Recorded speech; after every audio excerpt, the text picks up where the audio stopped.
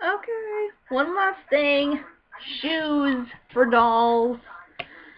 Okay, so your foot size for your doll is always going to be different. There's a couple different types of feet you can get for your dolls too, which is kind of interesting. There's heeled feet, which will allow you to put on heeled shoes, but you're probably going to want that more for a female doll than a male doll. Usually most dolls come flat-footed, like Miss Miu here. She's fairly flat-footed, and so is my Dalmore doll that will be coming in, and I have to buy heeled feet for that doll.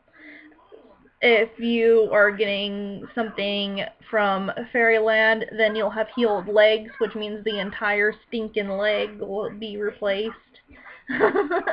So when you're doing that, just make sure you're getting the correct skin tone you originally picked. Otherwise, you're not going to have a very good match.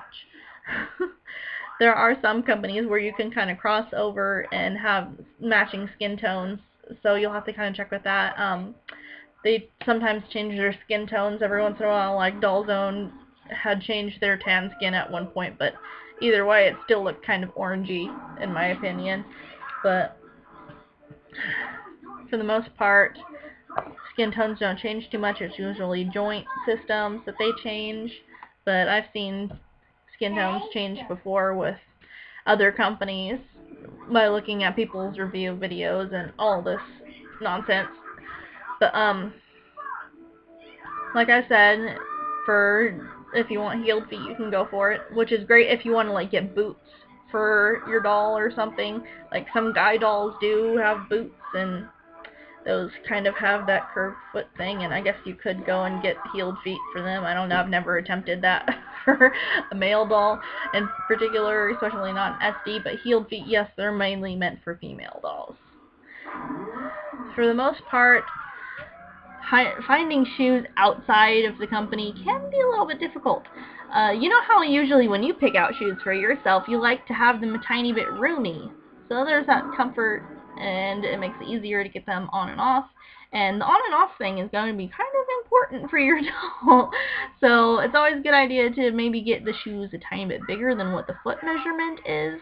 And always check the size of the shoe, and a pretty common size that I've seen a lot for MSDs is like a 6.5 centimeter foot, and it's always good to kind of get the shoe size just a tiny bit big, because if they're like really small shoes, it's going to be a problem.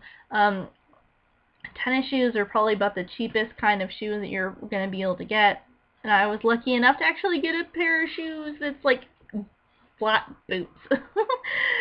They're like snow boots with little fuzzy stuff on it for like super cheap off of eBay. eBay's a good place to buy shoes if you pay attention.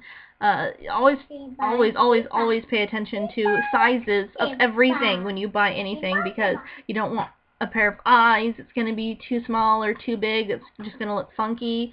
You don't want to have to deal with having a wig that's too big, it's going to slide around and fall off the head, or it's too small and you just can't get it on there.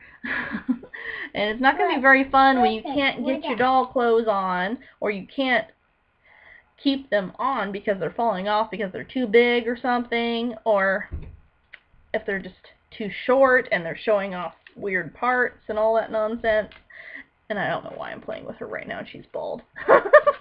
But that's one thing you really have to pay attention to, is sizes of everything.